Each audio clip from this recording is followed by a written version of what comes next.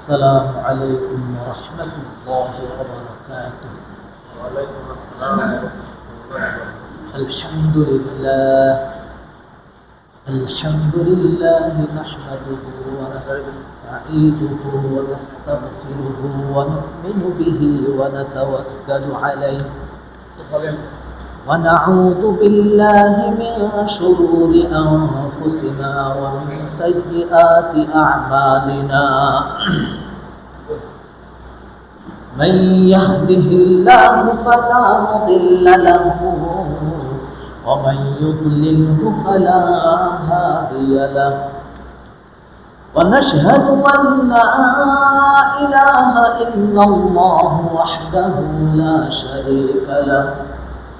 ونشهد أن سيدنا ونبينا وشفيعنا وحبيبنا ومولانا محمد صلى الله عليه وعلى آله وأصحابه وأزواجه وذرياته وسلم تسليما كثيرا كثيرا. أما بعد فأعوذ بالله من الشيطان الرجيم. بسم الله الرحمن الرحيم. ولله على الناس حج البيت من استطاع إليه سبيلا ومن كفر فإن الله غني عن العالمين.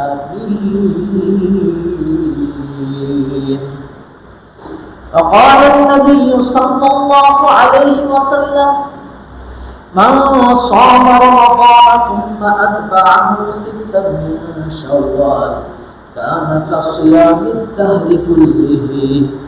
صدق الله المولى العظيم وصدق رسوله النبي الكريم ونحن على ذلك من الشاهدين والشاكرين والحمد لله رب العالمين. بلغ العلا بكماله كشف الدجى بجماله حسنت جميع خصاله.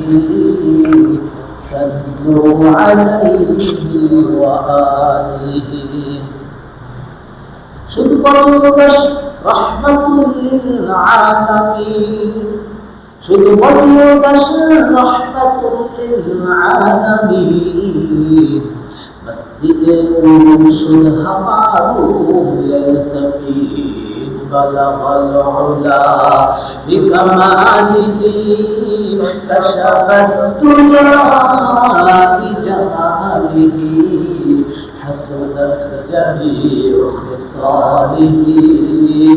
صلوا عليه وآله. درود إبراهيم. اللهم صل على محمد وعلى آل محمد كما صليت على إبراهيم وعلى آل إبراهيم إنك حميد مجيد. اللهم بارك على محمد وعلى آل محمد كما باركت على إبراهيم وعلى آل إبراهيم إنك حميد مجيد. ربي زدني علما نافعا. ربي يسر ولا تعسر وتمم علينا بالخير وبك نستعين يا مستعان. সম্মানিত মুরব্বিয়ানে ইজাম মুসল্লিয়ানে কেরাম, সে মহান রব্বুল আলামিনের অসংখ্য শুকরিয়া আদায় করি যিনি আমাদেরকে দুনিয়া ঝামেলা থেকে মুক্ত করে সময় মতো জামে মসজিদে জুমার নামাজ আদায়ের উদ্দেশ্যে উপস্থিত হওয়া তৌফিক দান করেছেন। তার একবার অন্তরস্থল থেকে উচ্চ আওয়াজে করি আলহামদুলিল্লাহ। কতগুলো লাখো কোটি দরুদ ও সালাম বিশ্বনবী সরকার তো আলম রহমাতুল্লিল আলামিন তাজদার মুরদুলাল মুহাম্মদুর রাসূলুল্লাহ সাল্লাল্লাহু আলাইহি ওয়াসাল্লামের রূহে মোবারকে পৌঁছুন। সম্মানিত উপস্থিতি, পবিত্র মাহে রমজানের পরে যে মাসটি আমাদের সামনে, আমরা যে মাসে আছি সেটা হচ্ছে শাওয়ালুল মুকাররম। আল্লাহ সুবহানাহু ওয়া তাআলা আমাদেরকে সুস্থতার সাথে পবিত্র মাহে রমজান সমস্ত ইবাদত যতটুকু সম্ভব আমরা করতে পেরেছি, তাই আমরা আরেকবার বলি আলহামদুলিল্লাহ। আল্লাহ তাআলার কাছে বারবার দোয়া করি, দরখাস্ত জানাই যে আমাদেরকে আল্লাহ সুবহানাহু ওয়া তাআলা এইরকম পবিত্র মাহে রমজান আরো বেশি বেশি করে দান করুন। সকলে আমিন। সম্মানিত উপস্থিতি, সিয়াম সাধনার পরে মুসলমানের উপরে যে দায়িত্বটা আসে, যেদিকে ধ্যান দেওয়ার কথা, সেটা হচ্ছে হজের ব্যাপারে। হজ পবিত্র মাহে রমজানের পরে মুসলমানরা হজে যাওয়ার চিন্তা ফিকির শুরু করে দেয়। এই জন্য এই যেহেতু এটা হজের মৌসুম, তাই আমাদের উপর যাদের হজ খরচ হয়েছে তারা সমস্ত দ্বিধাদ্বন্দ্ব বাদ দিয়ে, সমস্ত মনের ওয়াসওয়াসা বাদ দিয়ে,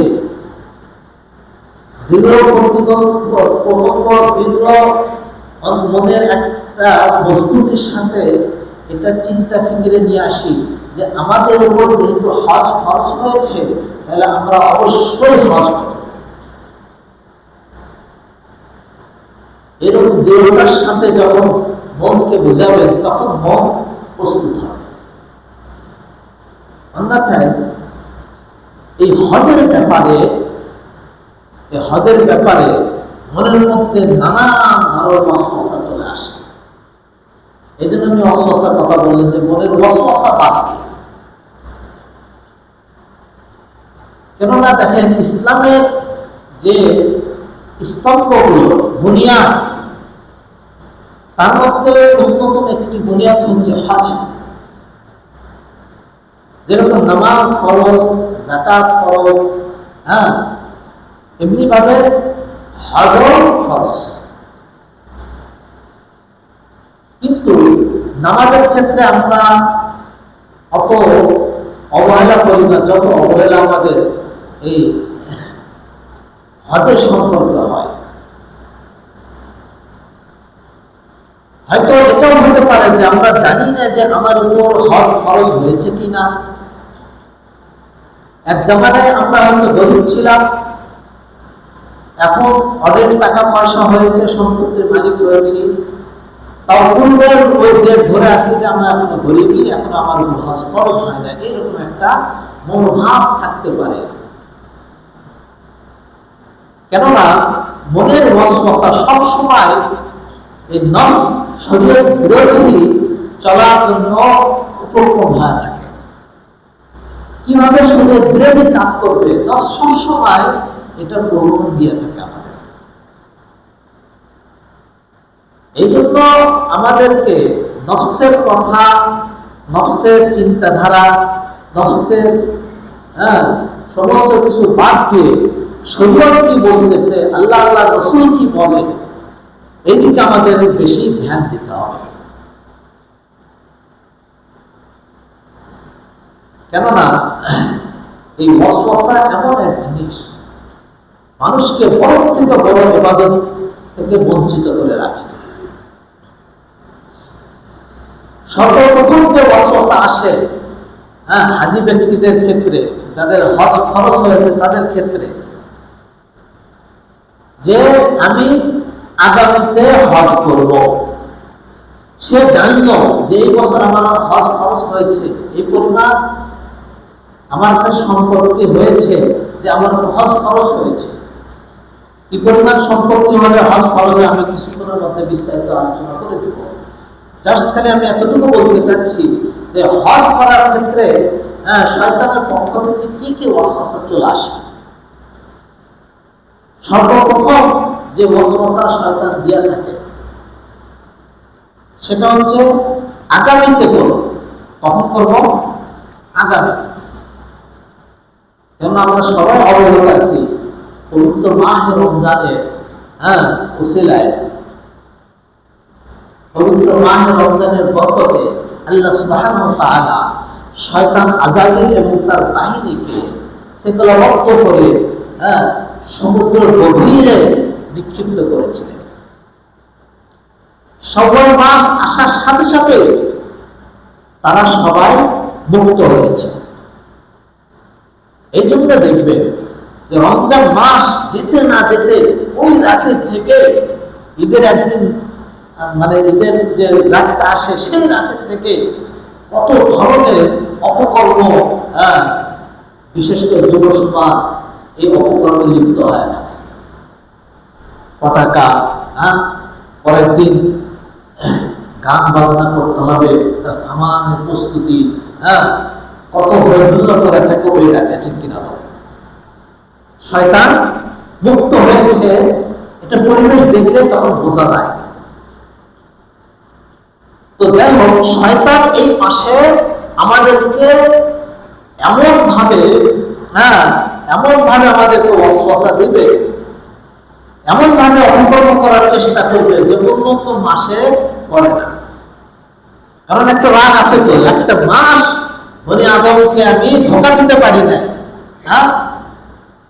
একটা মাস বন্ধ ছিল, কম স্পিরার সাথে এবং পাওয়ারের সাথে ধোঁকা দেওয়ার জন্য প্রস্তুত হয়ে যায়, সেটা এমনি বোঝে না।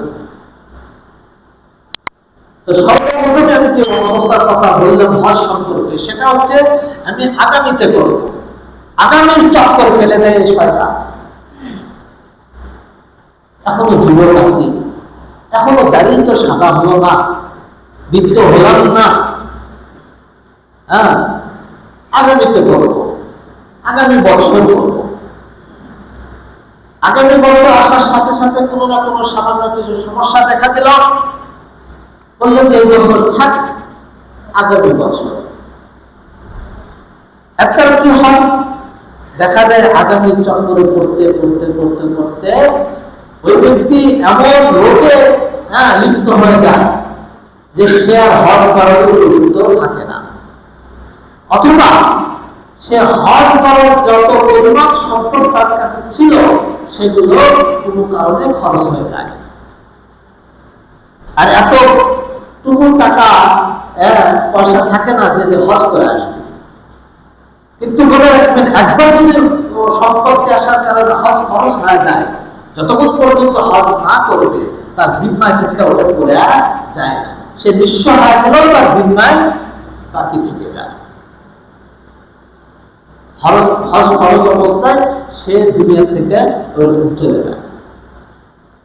তো এই জন্য ভাই, আগামীর চক্কর মানে এটা মানে ওটা ওই আমলের থেকে বঞ্চিত হওয়ার লক্ষণ। তাই ওলামায়ে কেরাম লিখেছেন, যে বছরই হজ খরচ হয় সে বছরই আপনার চেষ্টা করা যে হজে যাওয়া, শয়তানের আগামীর চক্করে না হওয়া। কেননা আগামীর কোনো ভরসা নাই, নিঃশ্বাসে কোনো বিশ্বাস নেই কখন আজরাইল এসে সামনে দাঁড়াবে। হজের ক্ষেত্রে দ্বিতীয় যে ওয়াসওয়াসা আমাদের মাথার মধ্যে আসে সম্পদ আসার পরে, দ্বিতীয় যে মাথার মধ্যে আসে হজের ক্ষেত্রে, সেটা হচ্ছে যে ছেলে মেয়ে বিবাহের উপযুক্ত হয়েছে, বিবাহ দিতে হবে, বড় একটা আমার মাথার উপর একটা দায়িত্ব এসেছে, সেই দায়িত্ব ফেলে কিভাবে হজে যায়। হজে যায় ফিরে না আসি, কত দূরে সেই মক্কা শহর, যদি ফিরে না আসি তাহলে আমার ছেলেকে বিবাহ কে দিবে, কিভাবে বিবাহতে খরচ হবে। এটা হচ্ছে দ্বিতীয় সমস্যা, যে এখনো মেয়ে বিবাহ হয়ে যায়, ছেলে বিবাহ দেয় তারা বিবাহ উপযুক্ত হয়ে আছে, সেই ক্ষেত্রে আমি হজ কিভাবে করি? এটা হচ্ছে সবচেয়ে বড় ওয়াসওয়াসা। কেননা যেরকম নামাজ আমাদের উপর ফরজ, রোজা আমাদের উপর ফরজ, যাকাত আমাদের উপর ফরজ, আমরা যদি কেউ বলি যে নামাজ কিভাবে করবো, আগে বিয়ে শাদী দিলে তারপর নামাজ পড়বো, এটা কি কেউ বলে? রোজা কিভাবে রাখবো, যাকাত কিভাবে আদায় করবো, আগে সন্তানদের বিবাহ উপযুক্ত আছে সেই দায়িত্ব আগে পালন করি, তারপরে এইগুলো দায়িত্ব পালন করবো, আমরা কি কেউ এরকম বলি? তাহলে হজের ক্ষেত্রে কেন এই ওয়াসওয়াসা আসে? হজের ক্ষেত্রে ওটার দায়িত্ব আপনার জিম্মায় আছে যে মেয়ে বিবাহ দেওয়া উপযুক্ত হয়েছে, ছেলে বিবাহ দেওয়া উপযুক্ত হয়েছে, ওটা আপনার একটা দায়িত্ব। হজ করা এটা আপনার আর একটা দায়িত্ব।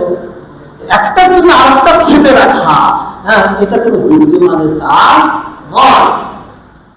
এই জন্য এই ওয়াসওয়াসা মাথার মধ্যে কখনো নেবেন না যে আমার জিম্মায় ছেলে মেয়ে উপযুক্ত হয়ে গেছে, বিবাহ সাথে দিতে হবে, তারপরে আমি হজে যাব। কেননা হতে পারে বিবাহের মধ্যে এমন কোন ঘটনা ঘটতে পারে, যেহেতু বিবাহের মধ্যে অপর পক্ষ হা করে থাকে যে টাকা দিয়ে তার মুখ ভর্তি করতে হবে, ঠিক কিনা? আমাদের সমাজের বিবাহ, বিশেষ করে মেয়েদের বিবাহের ক্ষেত্রে বাবা মা নিঃস্ব হয়ে যায়, ঠিক কিনা বলে? যে ডিমান্ড, যে যৌতুক, যেগুলো প্রচলন আমাদের সমাজের মধ্যে রয়েছে, সেগুলো আদায় করতে যে বাবা মার অবস্থা খারাপ। এটাও হতে পারে যে ওই চাপে আপনি হজের টাকাগুলো ওই বিবাহ খরচ করে ফেললেন, আর জিন্দগিতে আপনার ওই টাকা আর আসবে না, আপনি বিনা হজে দুনিয়া থেকে বিদায় নেবেন। আমার বন্ধুগণ, হজ খরচ করার পরে যদি কেউ হজ না করে, আল্লাহর হাবিব সাল্লাল্লাহু আলাইহি ওয়াসাল্লাম কঠিন সতর্কবাণী উচ্চারণ করেছে। আল্লাহর হাবিব সাল্লাল্লাহু আলাইহি ওয়াসাল্লাম বলেন, মান লাম ইয়াহতাসু হাকাতুন যাহিরান আও মারুন হাবিসুন আও সুলতানুন জাহিরুন কলাম ইয়াহুজ্জা ফালইয়ামুত ইনশাআ ইয়াহুদিয়াও ওয়া ইনশাআ নাসরানিয়া। যখন কোন ব্যক্তির উপর হজ খরচ হয়ে যায়,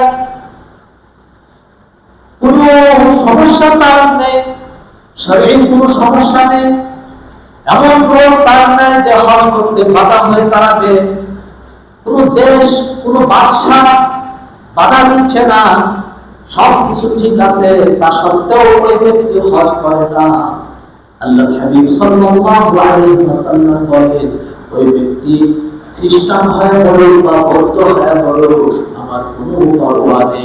নাউযুবিল্লাহ। তার মানে বিশ্বনবী মুহাম্মদ রাসূলুল্লাহ সাল্লাল্লাহু আলাইহি ওয়াসাল্লামের বাণী, যিনি একটা উম্মতের পিছনে কত মেহনত করেছেন, উম্মতের জান্নাতে যাওয়ার জন্য, নিয়ে যাওয়ার জন্য পুরো জিন্দেগি ওয়াকফ করে দিয়েছেন।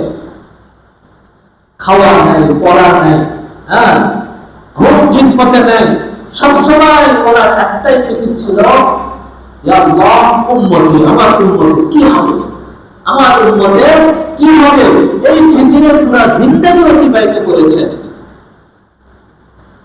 এবং বিশ্বনবী মুহাম্মদ রাসূলুল্লাহ সাল্লাল্লাহু আলাইহি ওয়াসাল্লাম ইরশাদ করেছেন,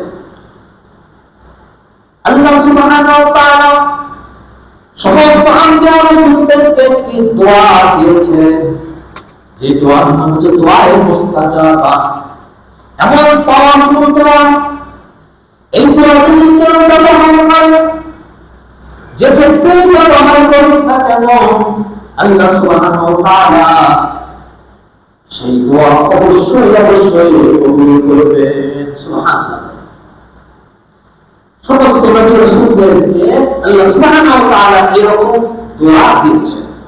হযরত নূহ আলাইহিস সালাতু ওয়াস সালাম বলেছেন, যে আল্লাহ লা তাযর আলাইহিম দাইয়ারা, যে এই কাফেরদেরকে আপনি ছেড়ে দেন না। এই দোয়ার কারণে পুরা পৃথিবীতে কেমন ঝড় তুফান প্লাবন হয়ে শেষ, দুনিয়া ধ্বংস। কি পাওয়ারফুল দোয়া! বিশ্বনবী মুহাম্মদুর রাসূলুল্লাহ সাল্লাল্লাহু আলাইহি ওয়াসাল্লাম ইরশাদ করেন, সেই দোয়ায় মুস্তাজাবা সমস্ত আম্বিয়া ও রাসূলগণ ব্যবহার করেছেন। আমি এই দোয়াটি আমার হাতে যে দোয়া এসেছে, দোয়া মুস্তাজাবা, সেই দোয়া আমি রেখে দিয়েছি। ওই দোয়া আমি কিয়ামতের দিন ব্যবহার করব। ওই দোয়া করে আল্লাহ তাআলা সুবহানাহু ওয়া তাআলাকে বলবো, আল্লাহ আমার সমস্ত উম্মতকে আপনি জান্নাত দান করুন। সুবহানাল্লাহ। হুজুর সাল্লাল্লাহু আলাইহি ওয়াসাল্লাম কি পারতেন না এই দোয়া ব্যবহার করে নিজে বাদশা হয়ে, মানে সুলতান হয়ে যেরকম আরাম আয়েশে বাদশারা অতিবাহিত করে, সোনার উপর, টাকা পয়সার উপর, মানি মুক্তা জওয়ানাতের উপর শুয়ে থাকে, এরকম পারতেন না? অবশ্যই পারতেন। কিন্তু সমস্ত কিছু বিসর্জন দিয়ে পেটে পাথর বেঁধে খোদার চোখে এইভাবে কষ্ট করে জীবন অতিবাহিত করেছেন। তাও দোয়ায় মুস্তাজাবা ব্যবহার করেন নাই। এটা উম্মতের জন্য রেখে দিয়েছেন যে উম্মত কিভাবে দাঁড়াবে, উম্মতকে কিভাবে জান্নাতে নিয়ে যাওয়া যায়, সেই জন্য দোয়ায় মুস্তাজাবা রেখেছেন। সেই বিশ্বনবী মুহাম্মদুর রাসূলুল্লাহ সাল্লাল্লাহু আলাইহি ওয়াসাল্লাম উম্মতের দরদি, উনি বলছেন যে যদি কারো হজ খরচ হয়, সে শরীরই সমস্যা ছাড়া হজ করে না, নানান মসমসায় করে হজ করে না, এভাবেই দুনিয়া থেকে বিদায় নিয়ে যা, ওই ব্যক্তি খ্রিস্টান হয় বলুন বা বৌদ্ধ হয় বলুন, আমার কোনো পরোয়া নেই। কত বড় কঠিন সতর্কবাদী দেখেন। এই জন্য ভাই আমরা ওয়াসওয়াসায় করবো না। অনেকে ওয়াসওয়াসায় করে যে আমি ভাড়া বাসায় থাকি, আমি ভাড়া বাসায় থাকি, একটুখানি জমি আছে, জায়গা আছে, তারপর রাজনীতি না করে এই টাকা দিয়ে যদি আমি হজ করে আসি, 7-8 লাখ টাকা লাগে হজ করতে, তাহলে আমার তো জিন্দগি তার দায়ী হবে না। ওরা জিন্দগি কামায়ের টাকা এটা কিভাবে হবে? এই জন্য এই ওয়াসওয়াসায় করে সে আর বাড়ি ঘর করার উদ্দেশ্যে আর হজে যায় না। এটা বড় একটা ওয়াসওয়াসা। কেননা সে ভাড়া বাড়িতে আছে, সে বাস্তবায় যদি থাকে, সেখানে থেকে যদি সে টাকা জমা করতে থাকে, তার মানে সে ওখানে থেকে অভ্যস্ত থাকতে পারবে, সে ভাড়া বাড়িতে থেকে জিন্দেগি অতিবাহিত করতে পারবে। এই জন্য শুধু বাড়ি করার ওয়াসওয়াসায় হজের মতো একটা গুরুত্বপূর্ণ ইবাদত ছেড়ে দেওয়া যাবে না। অনেকে ওয়াসওয়াসা এরকম ওয়াসওয়াসা নেয় যে এখন আমার বাবা মাই হজ করে নাই, আমার মুরগি হজ করে নাই, আমি কিভাবে হজ করবো যদি আমার কাছে টাকা পয়সা আছে? এটা বড় একটা ওয়াসওয়াসা, বড় একটা ধোঁকা। কেননা বাবা মা তার উপরে হজ করেছিলেন, তাকে হজ করতে হবে, তার জান্নাতে সে যাবে, যদি না করে জাহান্নামে সে যাবে। কিন্তু বেটা, ছেলে, সন্তান, বাবা মার সাথে এবারে কোনো এরকম সম্পর্ক নাই। সন্তানের এবারে সন্তানকে করতে হবে, সন্তানের উপর নামাজ পড়ে সন্তানকে করতে হবে। বাবা বলতেছে না সন্তান করবো না, এরকম ওয়াসওয়াসা নেওয়া চলবে না। বাবা যাকাত দেয় না, আমি কেমন যাকাত দেব, এরকম ওয়াসওয়াসা নেওয়া যাবে না। বাবা রোজা রাখে না, বিড়ি খাতে দেখি, সিগারেট খাতে দেখি, ভাত খাতে দেখি, আমি কেমনে রাখি, এগুলো করে চলবে না। আমার বন্ধু বিশ্বনবী মুহাম্মদুর রাসূলুল্লাহ সাল্লাল্লাহু আলাইহি ওয়াসাল্লাম কোরআনের কথা উল্লেখ করেছেন, কিয়ামতের দিন এমন এক সময় আসবে, মা তার সন্তানকে চিনবে না, বাবা তার সন্তানকে পরিচয় দিবে না, কেউ কারো পরিচয় দিবে না। ওই সময় নাফসি নাফসি আলাদা হবে, সে কিভাবে জান্নাতে যাবে, জাহান্নাম থেকে মুক্তি লাভ করবে, এই চিন্তায় এই ফিকিরে থাকবে। কোন ভাই, কোন বন্ধু বান্ধব, কোন কেউ কোন কাজে আসবে না। তাহলে দুনিয়াতে কেন আমরা রিলিজ করে থাকি? এই জন্য এরকম অসহসা মাথার থেকে আমরা বাই করে দেই যে বাবা মা হজ করে যেতে আমরাও করবো না, এরকম অসহসা যেন আমরা না নিয়ে আসি। অনেকে মনে করে যে হজ করতে এত টাকা পয়সা লাগে, এত টাকা পয়সা লাগে, 8 লাখ টাকা, এগুলো যদি আমরা ব্যবসায় খাতায় ব্যাংকে রাখি অনেক প্রফিট হবে, এরকম অসহসা লোক কাজ করে। কিন্তু এরকম অসহসার মধ্যে করবে না। যখন হজ খরচ হয়েছে সঙ্গে সঙ্গে হজে যাওয়ার প্রস্তুতি নিতে হবে। কেননা আজ ভাবতেছেন যে এত লাখ টাকা খরচ হবে, একটা ওমরা করতে 2.5 লাখ, 1.5 লাখ টাকা, 2 লাখ টাকা খরচ হয়। একটা হজ করতে 7-8 লাখ টাকা খরচ হয়। কিন্তু আল্লাহর হাবিব সাল্লাল্লাহু আলাইহি ওয়াসাল্লামের মূল্যবান কথা শোনেন। আল্লাহর হাবিব সাল্লাল্লাহু আলাইহি ওয়াসাল্লাম ইরশাদ করেছেন, তাবিউ বাইনাল হজ্জ ওয়াল উমরা ফাইন্নাহুমা ইয়ানফিয়ানিল ফাকর ওয়াদ দুরুর। হে মুমিনেরা, তোমরা একের পর এক হজ উমরা করতে থাকো, লাগাতার হজ উমরা করতে থাকো। এই হজ উমরা বেশি বেশি করার কারণে তোমাদের গুনাহ আল্লাহ সুবহানাহু ওয়া তাআলা মাফ করে দিবেন এবং তোমাদের অসচ্ছলতা দূর করে দিবেন। সুবহানাল্লাহ। অবাক অনন্তন আল্লাহ সুবহানাহু ওয়া তাআলা এই হজের মাধ্যমে, উমরার মাধ্যমে দূর করে দিবেন। বুঝে আসতেছে? বেড়ে যেতে হবে না। যে ওখানে তো 8 লাখ টাকা খরচ হয়, আর ওগুলো কেমনে করবে আল্লাহ তাআলা সচ্ছলতা নিয়ে আসবে, অসচ্ছল দূর করে দিবে। এটা হচ্ছে বরকত। আমি যাকাতের বয়ানে বলছি যে যাকাত দিলে টাকা পয়সা পাবে না, আল্লাহ তাআলা বৃদ্ধি করে দেয়। প্রতি বছর পুঙ্খানুপুঙ্খ হিসাব করে যাকাত দিবেন এবং তারপরে বছর দেখবেন যে আপনার যাকাতের পরিমাণ বেড়ে গেছে। হাজারো উদাহরণ আছে।